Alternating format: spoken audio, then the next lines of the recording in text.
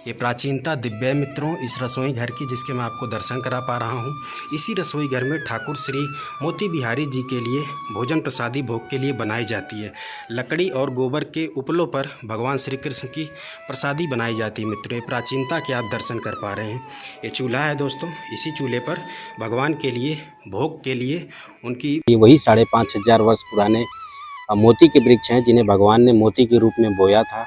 आज इन वृक्षों के साक्षात दर्शन होते हैं इस स्थान पर। बाबा, इस पर आज भी वही मोती जैसे फल लगते हैं, दिखाई ऐसे ही आते हैं ये। हाँ, बिल्कुल मोती जैसे। हाँ, और दोस्तों ये जो आप वृक्ष देख रहे हैं यही वो मोती के वृक्ष हैं जिसे भगवान श्री कृष्ण ने द्वापर युग में बोया था दोस्तों। यशोदा मैया भगवान के लिए ठाकुर जी के लिए रसोई बनाती थी, तो कुछ इसी प्रकार गोबर के उपलों पर, लकड़ी पर, इस प्रकार के चूल्हे पर वह ठाकुर जी के लिए, नंद बाबा के लिए, सब परिवार सभी के लिए रसोई बनाती थी। राधे राधे दोस्तों, ब्रजमंडल में आपका स्वागत है मित्रों। अभी मैं हूँ नंदगांव धाम में, और इस वीडियो में आज मैं दर्शन कराऊंगा मोती कुंड के, और यहाँ से जुड़ी हुई संपूर्ण द्वापर युग की भगवान श्री कृष्ण की लीला का भी वर्णन करूंगा दोस्तों।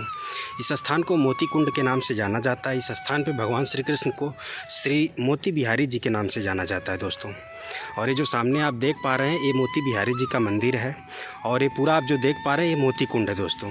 तो इस वीडियो में संपूर्ण मोती कुंड के दर्शन कराऊंगा, और यहाँ से जुड़ी हुई द्वापर युग की अलौकिक दिव्य लीला का भी वर्णन मैं करने वाला हूँ दोस्तों। और पंडित जी के भी माध्यम से हम पूरा प्रयास करेंगे कि आपको यहाँ के संपूर्ण लीला से अवगत करा पाएँ दोस्तों।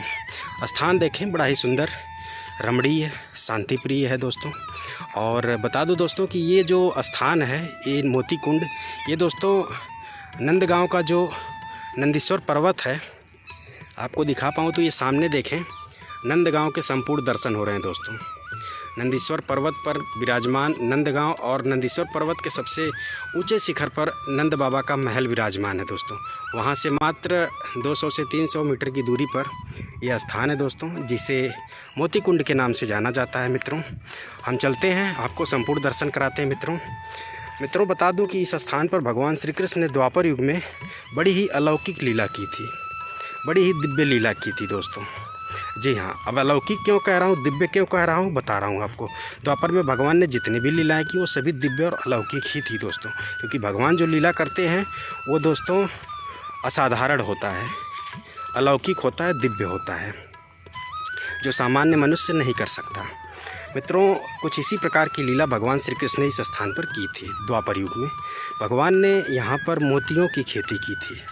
जी हाँ मित्रों, इसीलिए अलौकिक बोल रहा हूँ। सामान्यतः जो किसान होते हैं खेतों में फसल उगाते हैं, अनाज की खेती करते हैं, लेकिन भगवान ने यहाँ पर मोती की खेती की है। वही मोती जो वो हार में गूँथ करके पहना करते थे, राधा रानी अपने हार में गूँथ करके पहना करती थी।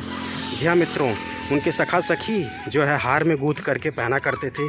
उन्हीं मोतियों की खेती भगवान श्री कृष्ण ने स्वयं अपने हाथों से हल चला करके इस स्थान पर की थी दोस्तों।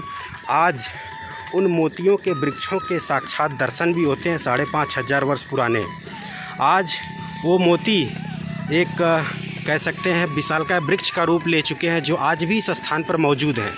ये जो सामने आप वृक्ष देख रहे हैं ये वही भगवान श्री कृष्ण द्वारा बोए गए मोती थे, जो आज एक विशाल और अति सुंदर वृक्ष का रूप ले चुके हैं दोस्तों। आज भी इन वृक्षों में जो फल लगते हैं, फर लगते हैं, वो बिल्कुल हूबहू मोती जैसे आकार के लगते हैं दोस्तों। जी हाँ, हम चलेंगे, संपूर्ण दर्शन कराएंगे पास से, लेकिन ये दृश्य देखें, कितना सुंदर और मनोरम दृश्य यहाँ से आप दर्शन कर पा रहे हैं। और यहाँ से आप संपूर्ण नंदगांव के नंदीश्वर पर्वत पर विराजमान भगवान श्री कृष्ण के महल, भगवान श्री कृष्ण के द्वापर के घर के भी दर्शन कर पा रहे हैं मित्रों। हम चलेंगे पास में और संपूर्ण दर्शन कराएंगे मित्रों आपको।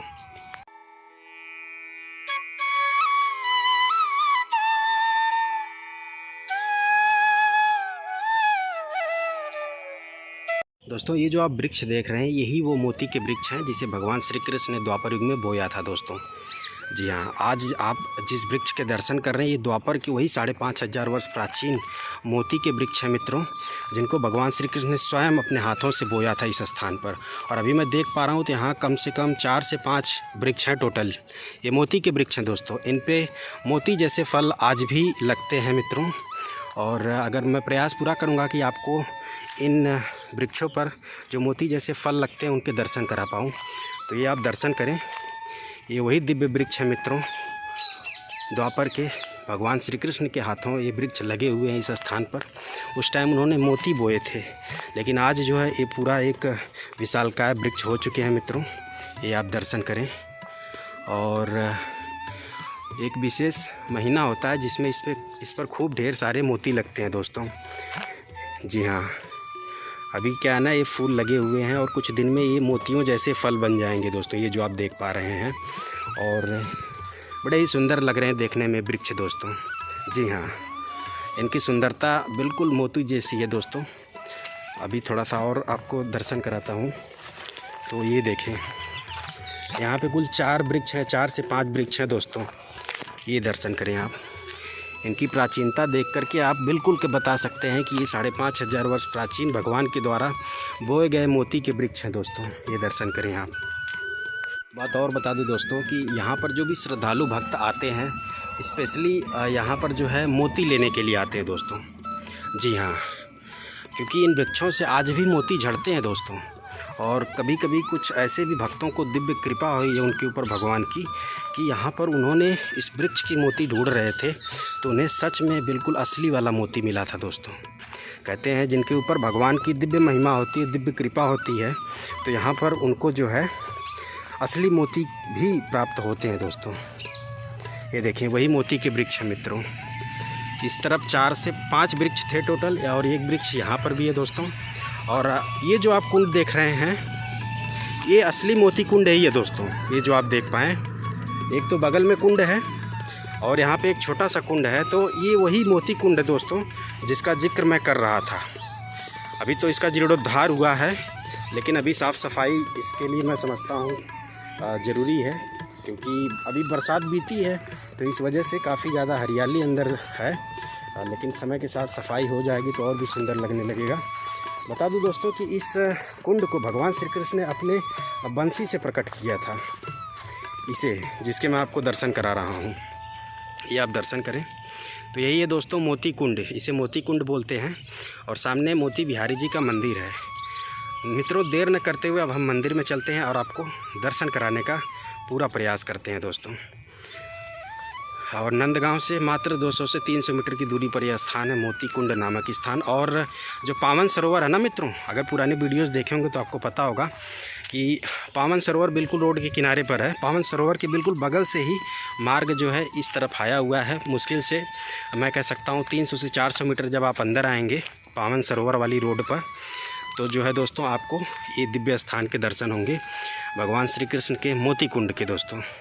मित्रों, यहाँ पर भगवान ने मोती क्यों बोया था मैं बता दूं आपको कि भगवान श्री कृष्ण की जब श्री जी के साथ, राधा रानी के साथ विवाह तय हुआ था दोस्तों, तो जो राधा रानी के पिताजी थे बृषभानु बाबा, उन्होंने भगवान श्री कृष्ण और बलराम जी के लिए 2 मोती के हार भिजवाए थे दोस्तों।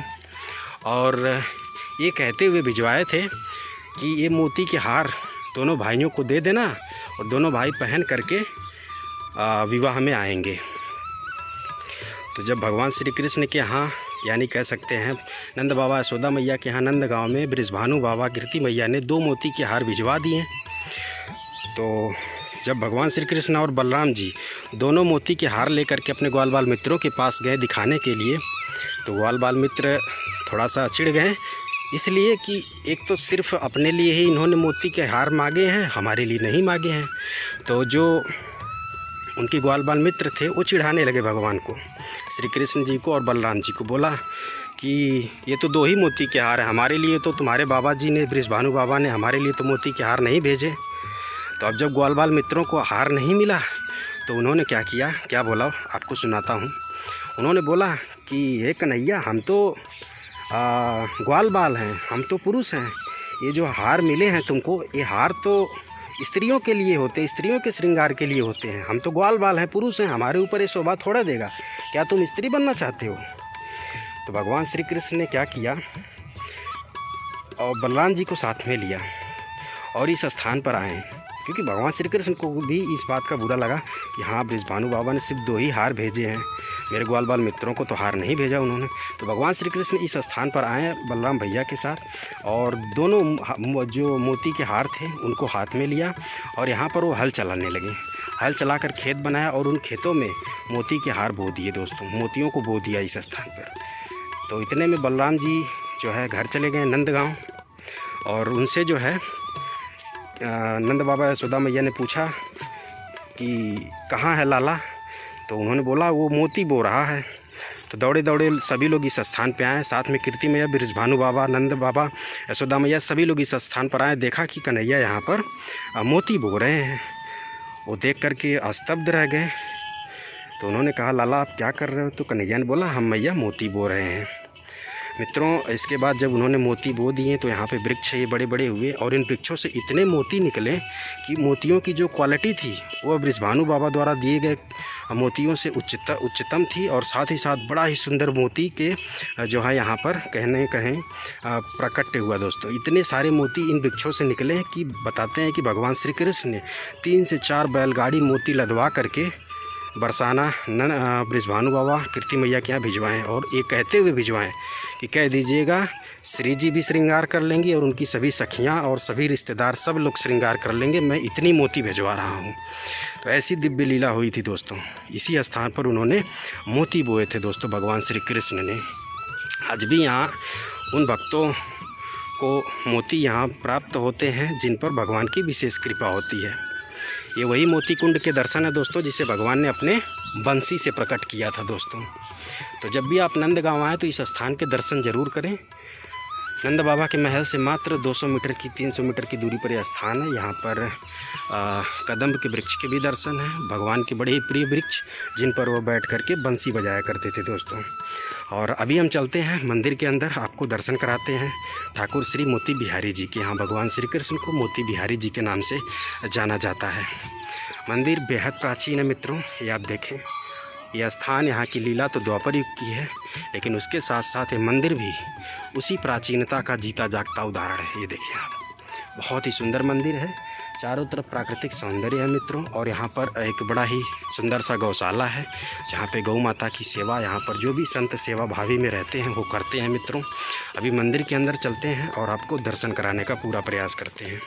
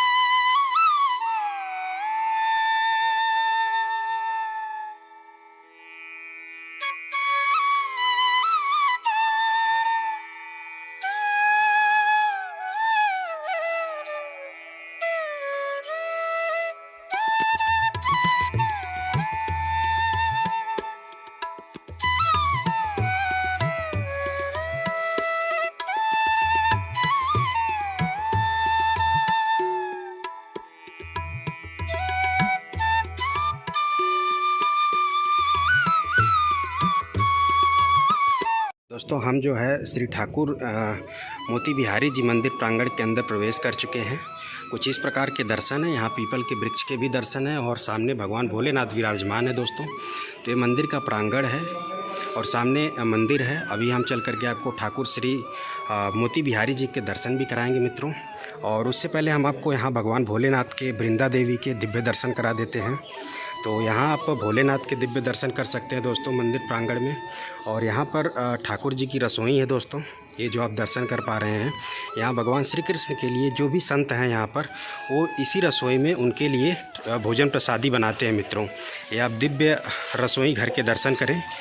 गाय के गोबर के उपलों पर जो है भगवान श्री कृष्ण जी की भोजन प्रसादी बनाई जाती है मित्रों। ये दर्शन करें आप। ये प्राचीनता दिव्य है मित्रों इस रसोई घर की, जिसके मैं आपको दर्शन करा पा रहा हूँ। इसी रसोई घर में ठाकुर श्री मोती बिहारी जी के लिए भोजन प्रसादी भोग के लिए बनाई जाती है। लकड़ी और गोबर के उपलों पर भगवान श्री कृष्ण की प्रसादी बनाई जाती है मित्रों। ये प्राचीनता के आप दर्शन कर पा रहे हैं।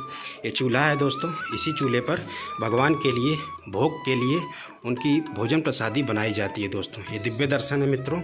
इस रसोई घर की प्राचीनता अद्भुत है दोस्तों, ये आप दर्शन कर पा रहे हैं। ये जो कालिक है ना मित्रों, जब रसोई बनती है, जिस प्रकार द्वापर युग में यशोदा मैया भगवान के लिए, ठाकुर जी के लिए रसोई बनाती थी, तो कुछ इसी प्रकार गोबर के उपलों पर, लकड़ी पर इस प्रकार के चूल्हे पर वह ठाकुर जी के लिए, नंद बाबा के लिए, सब परिवार सभी के लिए रसोई बनाती थी।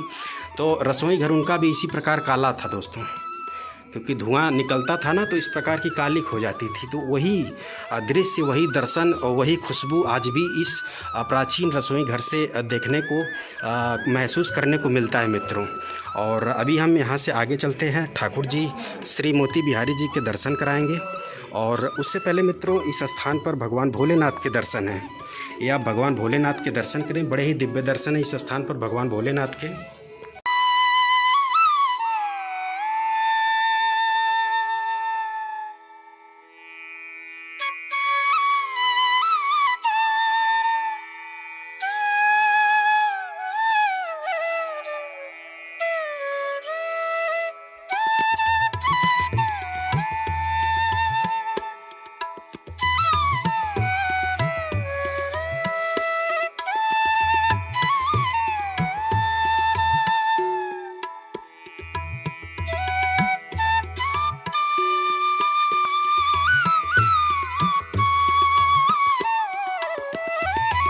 दोस्तों हमारे साथ जो है बाबा जी जुड़ चुके हैं, और बाबा जी यहीं पर रहते हैं इसी स्थान पर। और बाबा जी अब संपूर्ण वर्णन करेंगे इस मोती कुंड के और यहाँ की जो भी दिव्य लीलाएं हुई हैं द्वापर युग की भगवान श्री कृष्ण की। बाबा राधे राधे। राधे राधे राधे राधे। जी, यहाँ के दिव्य जो वर्णन है, जो भी यहाँ की लीलाएं हुई हैं, उनका आप वर्णन करें बाबा। यहाँ भैया किसी जमाने में मोती बहे थे, भगवान 5 वर्ष के ने मोती बहे थे। अच्छा। अब कलयुग को 5800 वर्ष बीत गए। जी जी। तो ये जरूरी के वृक्ष हैं ये। अच्छा अच्छा। और इन पे ऐसा फल आता है। ये देखें दोस्तों, बाबा जी ने यहाँ के जो ये फल आता है। अच्छा अच्छा। दोस्तों ये देखें, अगर आपको मैं दिखा पाऊँ तो ये बिल्कुल देखें तो ये फल बिल्कुल मोतियों जैसे हैं। ये देखें दोस्तों, बाबा और भी फल रखे हैं और मोती हैं। और हैं ये। अच्छा अच्छा। दोस्तों बाबा जी ने मोती भी रखे हुए हैं, दिखाता हूँ आपको। ये देखें, ये मोती देखें, और ये जो फल से जो मोती निकले उनको जरा आप देखें। बाबा जी ने काफ़ी सारे रखे हुए हैं, तो इनसे मिलाएं तो बिल्कुल हूबहू जो इनका आकार है और मोतियों जैसा है दोस्तों। ये देखें आप, ये देखें बाबा जी ने असली मोती भी रखे हुए हैं, और ये जो वृक्षों के फल लगे हैं मोती जैसे, उनको भी रखे हुए हैं। और ये दर्शन कर लें आप इन दिव्य मोतियों के दोस्तों। बाबा जी, ये मतलब जो ऐसा यानी मोती का काम करता है। अच्छा अच्छा। आपकी कमाई है, मतलब महीना में 1 लाख कमाते हैं जी। और महीना में 1,10,000 मिल गए तो 1 लाख अपने घर रख लो, 10,000 के मोती खरीद लो। ऐसे ये मोती बढ़ाता है।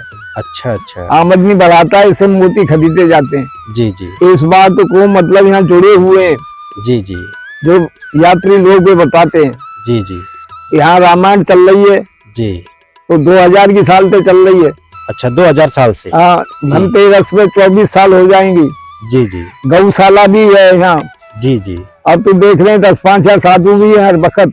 अच्छा अच्छा। 7 ब्राह्मण रहते हैं, मतलब रामायण अखंड चल रही है उस पर। जी जी। और भोजन बनाने वाले रहते हैं। अच्छा अच्छा। तो मतलब 20-25 आदमी रहते हैं। गायें 13-14 गायें हैं। जी जी। तो भगवान सबकी पूर्ति कर रहा है। जो यहाँ ऐसे जो जुड़ते हैं, इनकी मनोकामना पूरी हो जाती है, वो यहाँ जुड़ जाते हैं। जी जी। और जो बात देखने में तो भगवान ने यहाँ 5 वर्ष के में मोती रहे थे। अच्छा अच्छा। 5 साल गोकुल में रहे। जी। 6.5 साल नंदगाम में रहे। जी जी। 22.5 साल मथुरा में रहे, बाकी द्वारिका में। जी। तो वहां से द्वारिका, यहाँ जब नंदगाम में आ गए वृंदावन से, जी जी। गोकुल से जब यहाँ आ गए नंदगाम, जी। तो यहाँ पावन सरोवर है। जी जी। उस पे भगवान ने कही, नंद बाबा ने, रानी तू हमने तीर्थ करा दे। जी जी। तो बाबा तुम 90 वर्ष के कांटू लगे, मैं सब तीर्थ यहाँ बुला दूंगा। जी जी। तो आखा तीज को यहाँ सब तीर्थ आते हैं। जी जी।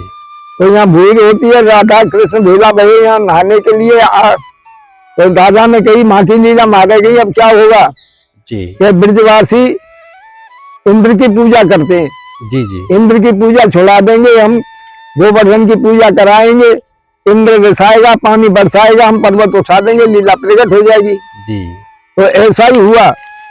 जब 7 दिन 7 रात इंद्र ने भारी प्रलय के मेघ बरसाए, और जब कुछ नहीं हुआ तो माफी मांग के और वो वापस देवलोक को चला गया तो सब ब्रजवासी अपने अपने घर बस गए।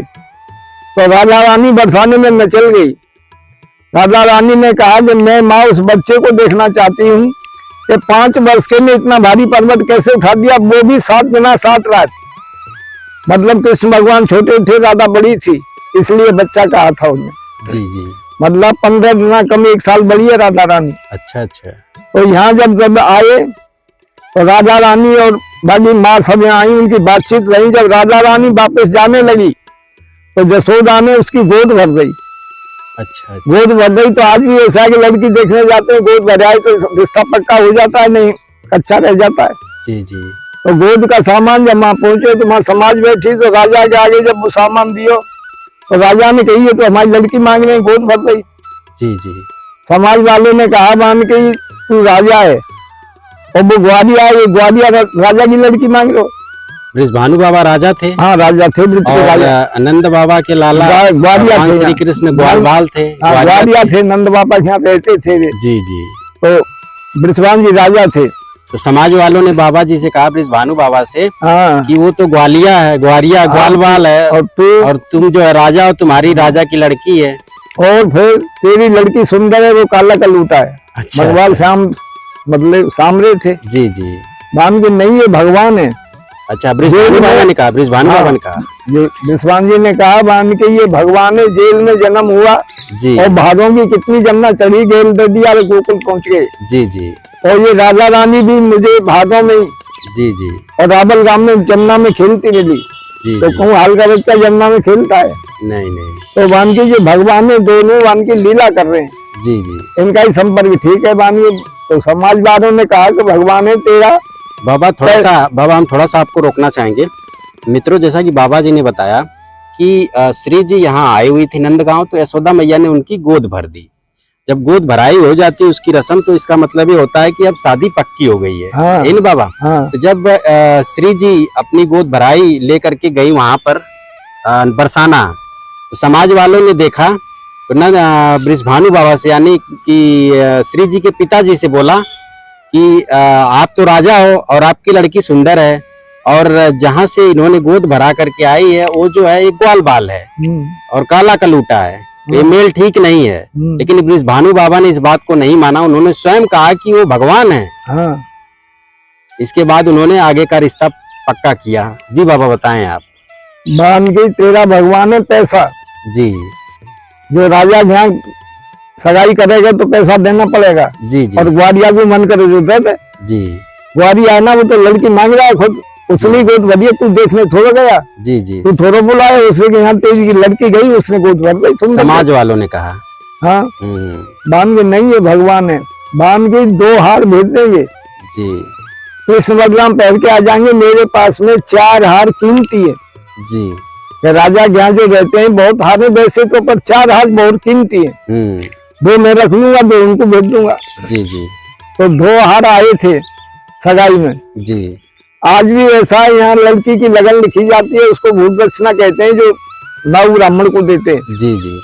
तो बेटी 1200 देता है, तो बेटा 1200 मिला के उनमें 200 देता है। जी। 9 छावर माँ 100 200 रुपया 9 छावर के जाते हैं, तो वहां पे 4 से 9 छावर देता है। आज भी रिवाज है सब रंग। जी। तो हार मिलाने को थे नहीं। जी जी। नंद बाबा ने कही जसोदा ने रख ले, हार तो मिलाने को है नहीं, पैसा होते तो बूने करते, ब्याह करेगा तो कर देगा, नहीं हार नहीं वापस कर देंगे। जी। तो वो कृष्ण भगवान ने सुनी। अच्छा। और यहाँ ये बखेर दिए जो व्यक्त ठाड़े। अच्छा ना, मतलब नंद बाबा ने कहा कि हमारे पास तो हार नहीं है, नहीं पैसे हैं। नहीं पैसे हैं, पैसे होते तो मिलाते। अच्छा, हार नहीं हमारे, हार नहीं है कि हार जो है इसको मिला कर इनने यहाँ ही रख ले, इनने वापस कर देंगे, ब्याह करेगा तो कर देगा, नहीं हाथ तो है नहीं मिलाने को। जी जी।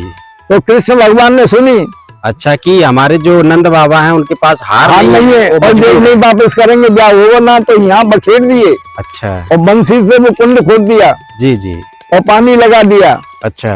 सवेरे गैया ने ले दो दूध। जी। सवेरे बहुत जसोदा हार, अब हार हो पाँव में। जी। तो माई गए तो दूर से ही बोले मैया बाबा कैसे आए बन, तेरे पास आए बन, और काम इतना है, आज क्यों आए? जी। भान की तू हारन ने दुबकाया है, हारन ने पूछ के आए, हारन ने बता दिया भाई तेरे ब्याह जाएगा। जी जी। अरे अब कहानी गोपी चोरी लगाती तो गोकुल छोड़ दिया, आज माँ बाप चोरी लगा रहे, नंदगाम छोड़ देंगे। और ब्याह कह रहे ब्याह कहाँ है, बस की ब्याह में अपने आप कर लूंगा। नंद बाबा ने कही हम 90 वर्ष के, हमारे बस की ना है, ब्याह तू 5 वर्ष को छोड़ा कैसे कर ले वो। बान की 2 हार हैं मिलाने को। जी जी।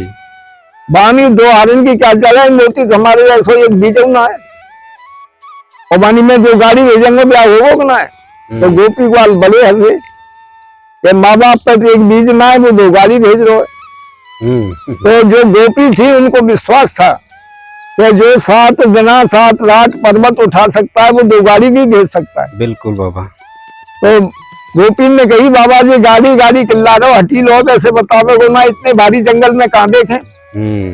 तुम 2 गाड़ी ले चलो, बस जगह बता देगो। वहां बिन में कम खेती नहीं होती है, बिन बीन के माला बना के तुम्हें दे देंगे, तुम वापस कर देना। तो यहाँ 2 गाड़ी लेके आए थे, तो भगवान की मौज या मोती मोती में 2 गाड़ी भेज दी। तो वहां जब 2 गाड़ी भेजी तो वो समाज बैठी थी जो वहां ग्वालिया बताया उनने।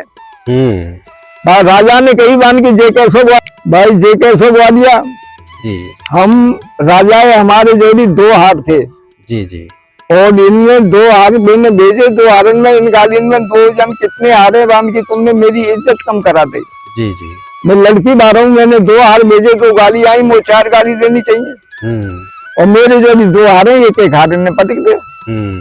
ऐसे हार मेरे जो भी है नहीं, वैसे कम कीमत के तो बहुत है हार, पर वो तो असली कीमत तो ऐसे ही है 2 हार। तो सब बैठने वाले सुख, तो माँ राधा ललता ठाली, तो राधा बड़ी रुष्ट हुई। जी जी। ललता ने कही तू रुष्ट का, तू वही बाप के जोड़ी तुझे हार ना है। जी जी।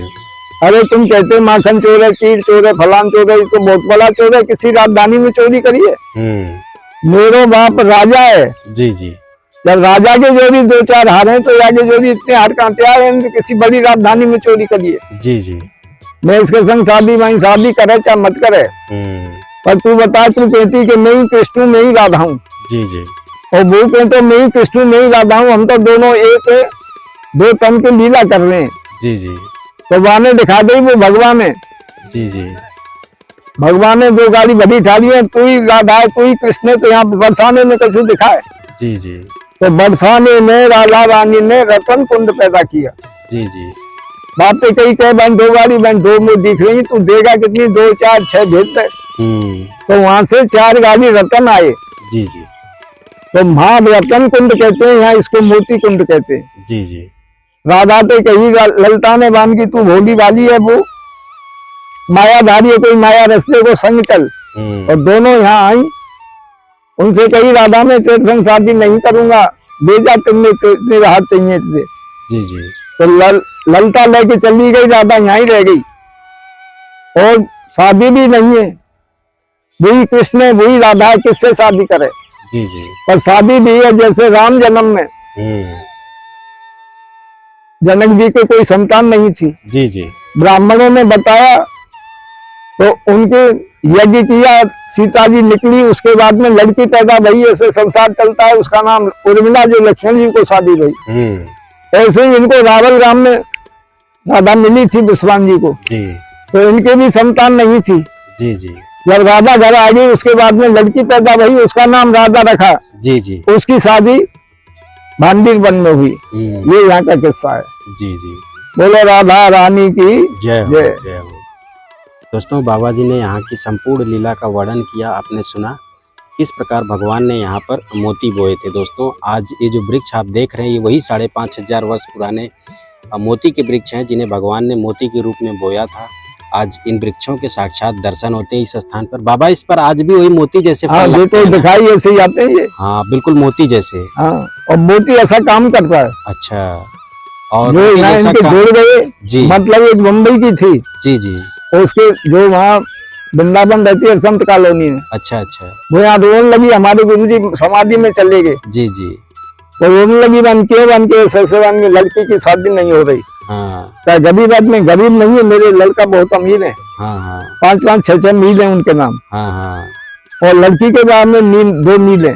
जी। बन क्यों, बन के वो मंगली है। अच्छा अच्छा। गरीब को तो मेरे लड़का देना नहीं चाहते, मंगला मिलता है गरीब लड़का, जी जी। और अमीर कोई लेता ना है मंगला, कोई मिला नहीं। मान के इसको चढ़ा, तो इस बीज को चढ़ाया उसने राधा रानी के चरणों वहाँ। जी जी। और जाके वो गई तो पूना में एक वकील मंगला में मिला, उसके भी नाम 2 मील थी और 2 लड़की के नाम थी, 4 मील है गई। तो उसके शादी करके लगत बैसाख वो यहाँ पे जुड़ी हुई है। जी जी। वही समाधि जो बैठी है ना गुरु की, वो उसी ने बनाई। अच्छा। तो जिसकी मनोकामना मतलब कहने का सिद्ध हो जाती है, जी जी, वो यहाँ जुड़ जाता है। कोई कुंड बनवा रहा है, कोई इसको बनवा दिया है, जी जी, किसी ने खंडरा लगवाया, किसी ने ये बनवाया, जी जी, सब ये भगवान की माया है। जी जी।